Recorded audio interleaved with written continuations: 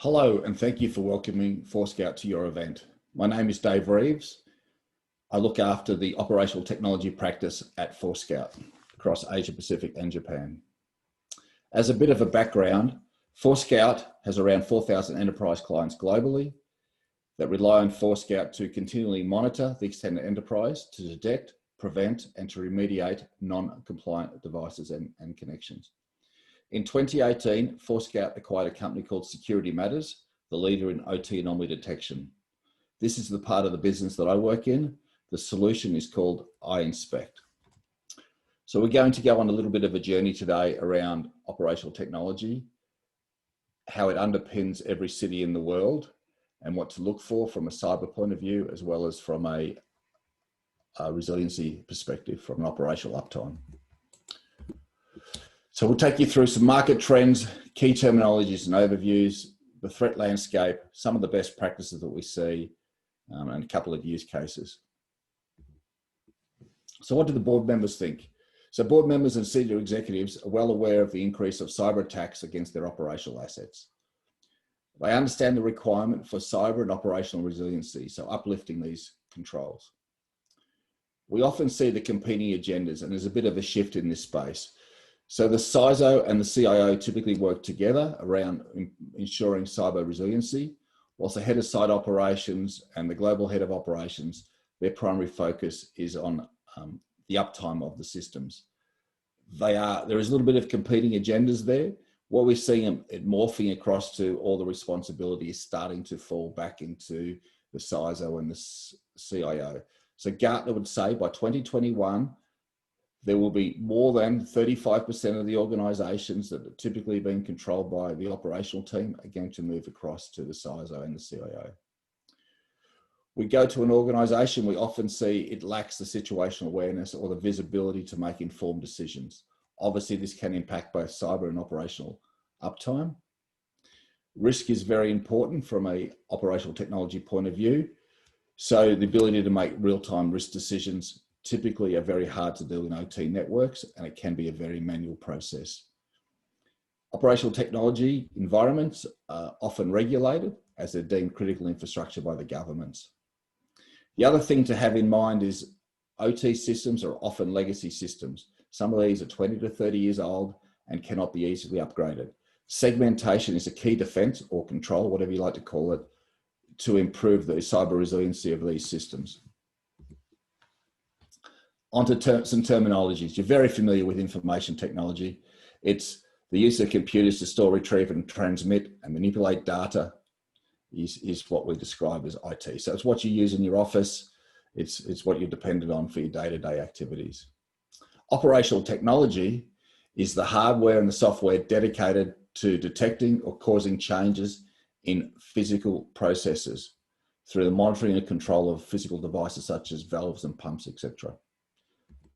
And the new player on the block is the industrial Internet of Things. It refers to the interconnected systems, instruments, and other devices networked together with computers and industrial applications, including manufacturing, energy management, etc. Again, it's focused on data collections, exchange, analysis, and potentially facilitating improvements in productivity and efficiencies. So we go from an old pump to a new style pump, and we look at the different systems that are in place from an operational technology point of view. So where is critical infrastructure that we talk about? It's in every city in the world. So it's your power grids, it's your energy generation, it's water, it's sewage, it's rail, it's prisons, it's road networks, etc. So the enterprise has become an enterprise of things. So from an operational technology point of view or an OT perspective, our traditional vendors are the Rockwells, the ABBs, the Honeywells, the Siemens, the Schneiders, etc.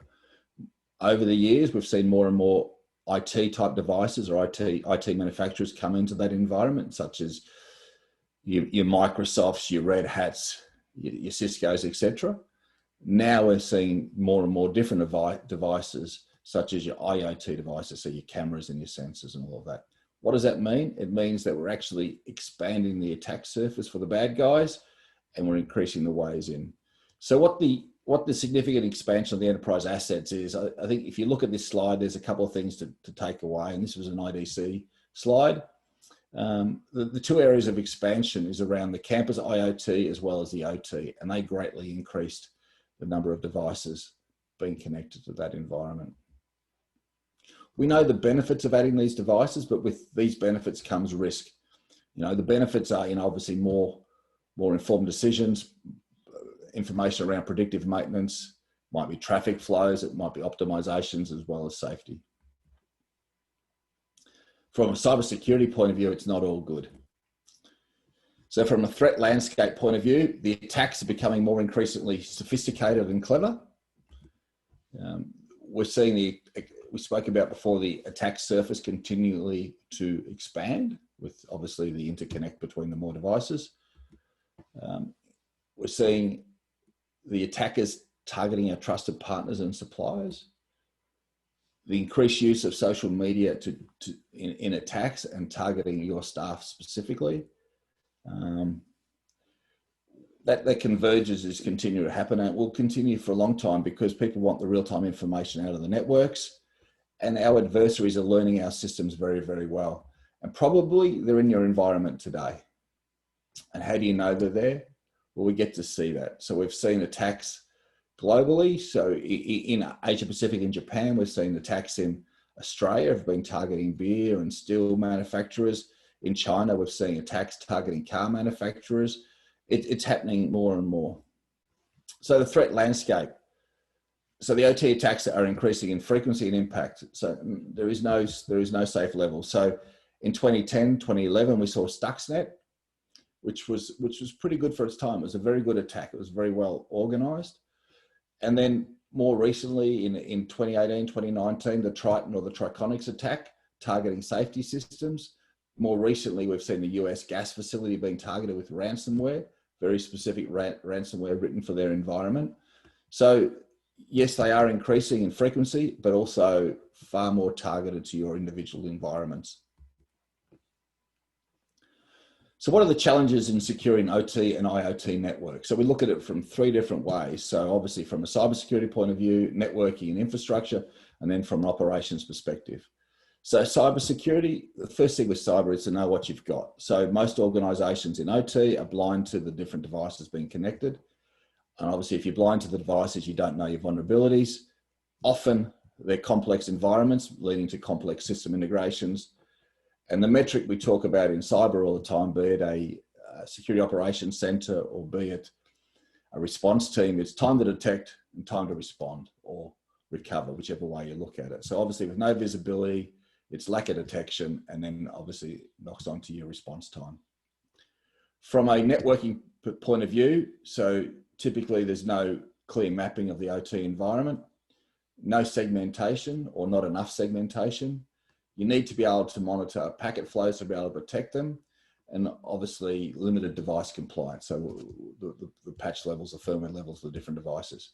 From an operational point of view, you need real-time visibility of your assets. You need to understand your firmware and the model information when it's becoming end of life. The firmware vulnerable. And obviously you need to understand what your contractors and your vendors are doing. So how do we fix this? So what about the best practices? What can we do? So for us, so I inspect, ingest traffic off a managed switch. So we put a span into the switch, and we ingest the traffic, and we can analyze all the traffic. So this provides us with complete asset inventory across the entire enterprise, including the device model, the firmware, the operating system, as well as other details. We'll tell you when a new device appears on your network. We'll talk about it. We'll talk about it. It's automated, it's in real time, and it's not intrusive to OT. And it includes IT, IoT, and OT type devices. This gives us the risks associated with the different devices, so the firmware, etc. This also with the communication flows and with the different devices, we can look at the segmentation between the different levels.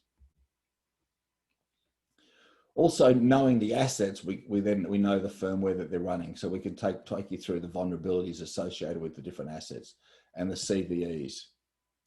And obviously with that, you can implement mitigating controls such as upgrades, patches, login auditing, etc. So it's important to thoroughly understand your assets and to understand the baseline of your network. So then when a new device appears, or there's a deviation from the baseline, we can report or alert on it. So a new device appears or a new protocol appears, we can report and alert on that. Understand and monitor for potentially dangerous activities. So firmware upgrades, look at for resets and stop commands, default credentials, etc. on your OT network. Obviously, the biggest control that we can get on top of monitoring is implement network segmentation to reduce the risk of collateral damage. For us, we use a solution called iSegment. It provides additional choke points within your environment to control and log. It restricts communications to those that only need to know, so it's least privilege, and we control or restrict user access. Single pane of glass, complete visibility across your whole operational environment, as well as your IT environment. Why? Many, if not, I think it's around 80% of OT attacks originate through the IT network. So you need to ensure that monitoring is in place across IT and OT networks, and practice your incident response. Get the collaboration between the IT and the OT teams happening. Where I come from in mining, tabletop exercises are a great way to pull the different teams together and to practice incident response. Automate incident response as feasible and look at the different use cases and scenarios. Integrate into existing investments such as your SIEM solution, your CMDBs, your NACs, your PAMs, ticketing systems, etc. Get your value for money out of those as well. Any cybersecurity program for operational technology should start with asset management or asset visibility. So that's all the devices connected to your network. Understand what you've got before you start. I'll take you through a couple of client scenarios. So US client, energy, power generation and transmission. Why'd they buy iInspect? This is a very much a sweet spot for iInspect. The benefits to the client was complete asset inventory and classification of all the assets connected to the OT network. They had a requirement to meet NERC SIP. We helped them achieve this. It was scalable. iInspect scales very, very well. We have a two-tiered management architecture. They required it across 1,000 sites globally or 1,000 substations. And again, it improved their NIST CSF maturity levels. An Australian headquartered miner. They've got operations in South America, Africa, as well as 2 sites in Australia. They had to be able to detect and resolve cyber and operational issues basically as close to real time as possible. With mining, any loss is losses you'll never get back, any time loss. Reduce the effort to undertake risk reporting for executive stakeholders in real time. Again, minimize the downtime and enable future initiatives. And they needed to put in segmentation for safety systems. I'll talk you through the Forescout device visibility and control platform. The 3 key solutions in this is iSight, iSegment, and iInspect. iControl is where we get our enforcement from, and the iExtend is us enabling our business partners that we work with. So iSight is for the IT network, and we're starting to see a little bit of in levels 2 and 3 on the OT side as well. iInspect is very much across levels 0 to 3 on the OT side. iSegment is what we use, or our offering for segmentation across the extended enterprise. So from a Forescout iInspect OT solution point of view, again, we ingest traffic from a span port that gives us full device visibility, the vulnerabilities associated with those devices. We give you a full network map, what's communicating with what, the protocols that they're communicating with, and we can monitor for deviation of protocol through change monitoring, threat and anomaly detections, real-time dashboards and reporting, as well as extensive integrations and customizations. So it's a deep packet inspection tool for IT and OT.